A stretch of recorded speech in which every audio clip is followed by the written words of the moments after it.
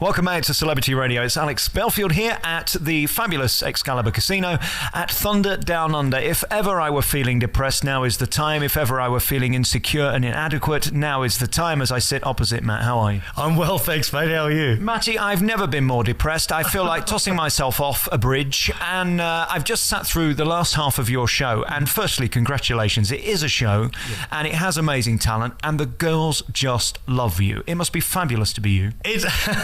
It's not a bad job. We've got a pretty good formula.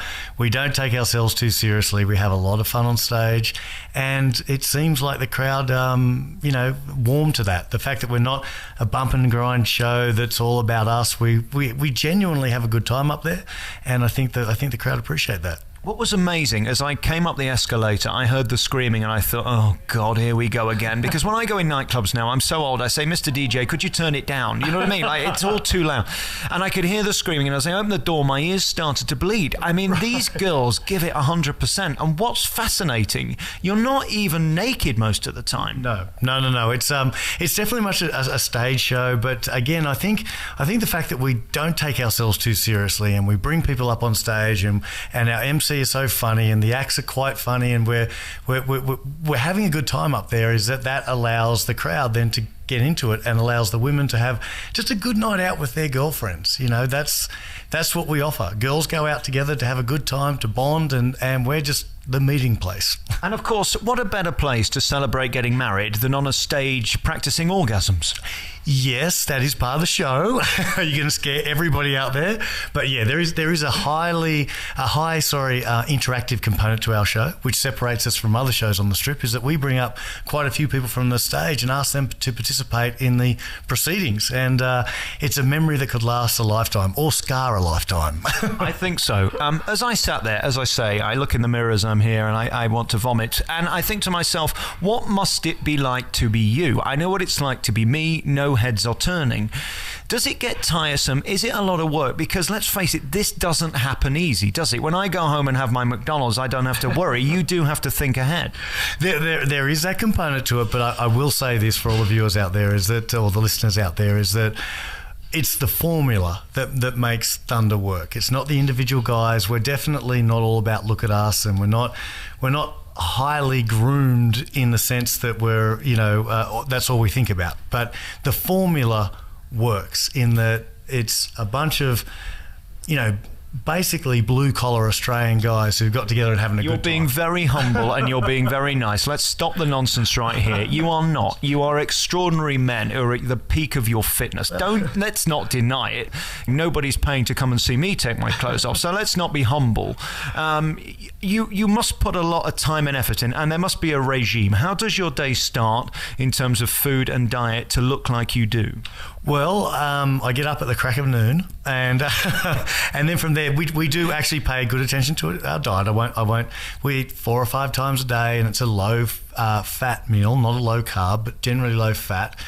And generally the guys will train 6 days a week for around 45 minutes to an hour each day, where they're doing cardio or weight training. But at the end of the day, these guys, they love a beer too, The show keeps us fairly fit. We're doing 13 shows a week here at the Excalibur, so that keeps us fairly fit, and that allows us to still have a good time and have beer with our mates just like every other bloke, Talking about the other bloke, he's here. Late, but he's here. Alex, come and sit down. Sorry, my bad. Now, what was it? Was it some blonde girl outside that delayed you? What was it? I wish. No. I thought I had something else to do, but I got confused what I had to do. But now I'm here, so it's all good. Hey, good to see you. We were just talking about what it must be like to be you, and I was saying when I wake up in the morning and look in the full-length mirror, I want to vomit. What is it like being you walking down the street? I mean, you are enormous, but not in a clinically obese sense, in a sense that you're huge. I mean, the ladies on the side of the stage couldn't keep their hands off you. That must be marvellous. Oh, well, yeah, I've definitely had worse jobs before, that's for sure. Do you stand back sometimes and think, this is crazy, this is my life, and not many guys get that? No, yeah, I definitely feel like I'm very, very lucky in what I get to do every night. It's, like I said, I've definitely had a lot worse job than what I'm in right now. And yeah, sometimes you definitely just take a step back and just go, holy hell, how did I end up here? But thank God I did. When you pounded through the door, we were talking about your regime and how you become this and you keep yourself in the show. Because let's face it, you start indulging in those buffets and put on 300 pounds, you're going to be sacked. You're all very different. That's what's interesting as well. I mean, you're huge in a sense that huge muscles, huge stature, huge build. You're going for the cute girls like you, don't they? I mean, they're all after you. I noticed their hands were everywhere. What do you do differently to him, or is it just your frame and the way you were born? No, Matty and I actually had very similar upbringings. We're both from sort of country areas. We grew up doing that sort of work. So I think it just goes on, genetics, I suppose. I suppose something like that, but yeah. At what point did you realise you were up to the job? Because there must be a confidence. There must be a point where you think, I'm good enough to stand on a stage and keep the attention of women. For example, tomorrow night, let me come on at 9 o'clock and see how long they're screaming before everybody starts walking out. Let me tell you something about my first performance. I was in Canada and I was dry reaching backstage and I didn't know whether I could go out. So the confidence thing took a long time for it to kick in, because like Alex alluded to before, is that I grew up in a small country town of 350 people, and I've worked with sheep and cattle and all that kind of stuff, and coming and doing this was very foreign to me. But the confidence does come after a while, and it comes from the fact that knowing that the Thunder from Down Under formula is right, in that if it was all about me, I couldn't do it to this day, but having that formula of having fun and well choreographed routines and audience participation and a high comedy component, that's what makes it work. Because if it was all about me, I still wouldn't be up there confidence-wise, I can tell you that. Yeah, definitely, for sure. I mean, I'm very lucky. I've only come along in the past sort of 4 or 5 years, and like Matty said, I mean, Matty's been around since he was lucky enough to be here since the beginning, and I was lucky enough to come in when it was already all set up for me. The lights were done, the stage was done, the name was out there, so I sort of stepped in at a pretty lucky time, so. As I saw the show tonight, I wondered whether there'd be anybody here. This is Vegas on Tuesday, and frankly, most showrooms are empty.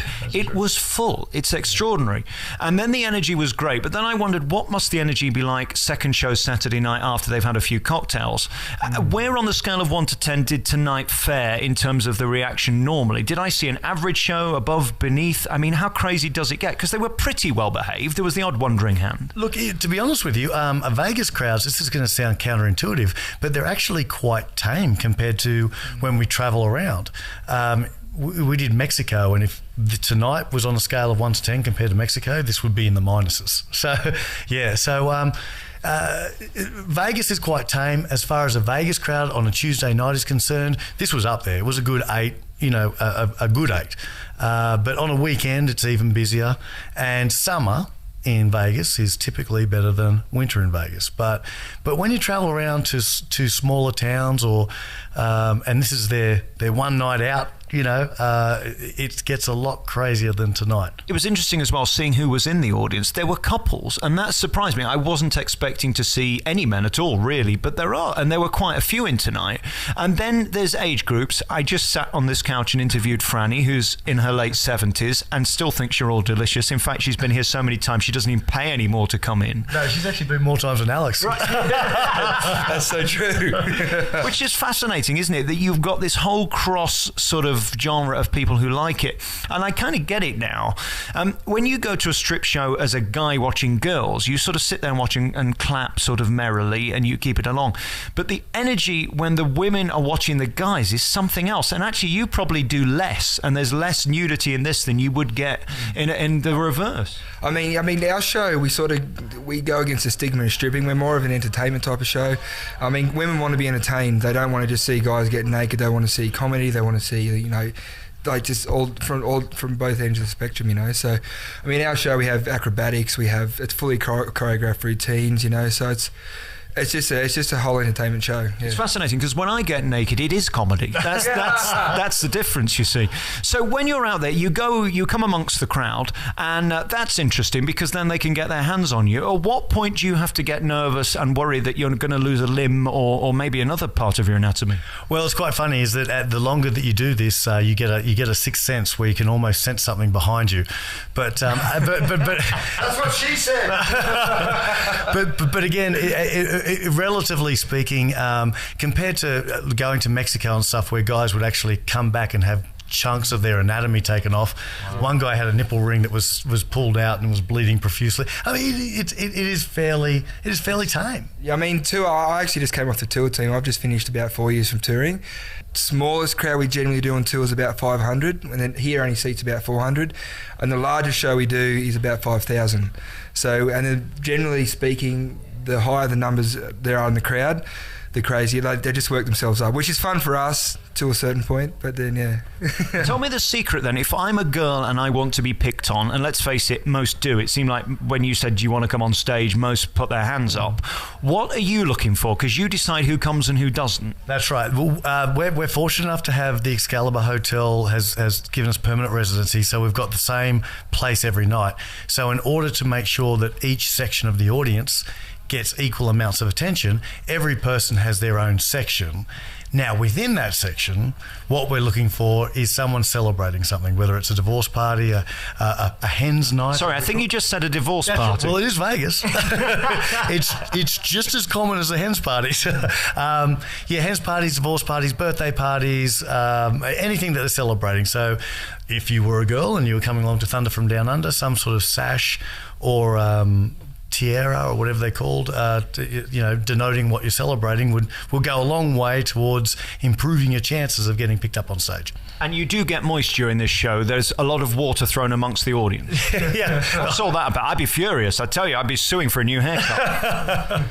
Listen, guys, congratulations. I'm going to let you go. I know you've got a ton of things to do. And after the show, it's so nice that you get to take pictures with the people. Again, I mean, my rule in show business is never go near your punters because you never know what they're going to do. You have them sitting on you, touching you. Also, you take great risk. I have a huge admiration. Well, look, we think we're very grateful that the fact that we're able to do what we love to do. At the end of the day, like I said, we're a bunch of blue-collar workers that end up in Las Vegas and entertaining. It's a blessed lifestyle, and the most important people to us out there is the people who come along to the show because they get us where we want to be. And of course, there is no full nudity in this. That's what's great. It is all to the imagination, and I have a very small package. So there's still hope that I could make it into this cast. Why are you laughing? No, I'm just saying, it's funny that people say that because they think that there's full nudity. But at the end of the day, look, 95% of women out there don't think it's the best looking body part on a man. So we've always kept it fairly classy.